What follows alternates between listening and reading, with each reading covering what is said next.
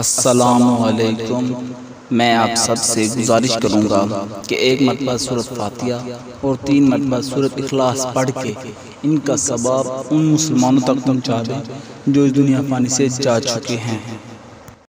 इमाम अली अलैहिस्सलाम की खिदमत में एक शख्स आया और अर्ज करने लगा, या अली, मैं बहुत दौलतमंद होना चाहता हूँ, कोई ऐसा अमल बताएं जिससे मैं बहुत अमीर हो जाऊँ। इमाम अली ने कहा, मोमिन के लिए दौलत उसका ईमान होता है। उस शख्स ने कहा, या अली, मैं दुनियावी हवाले से बहुत अमीर होना चाहता हूँ। इमाम अली ने कहा, अगर तुम चाहते हो कि दुनियावी दौलत तुम्हारे कदमों में हो तो तुम हर नमाज के बाद 27 मरतबा सूरह नसर पढ़ो और जो भी रिज़्क़ हलाल खाओ उस पे या रहमानो या रज़ाकू या अल्लाह दम किया करो और रात को सोने से पहले 27 मरतबा इस विर्द को पढ़ के और 27 मरतबा सूरह नसर को पढ़ा करो। अल्लाह के करम से तुम्हारी दौलत में इजाफा होगा।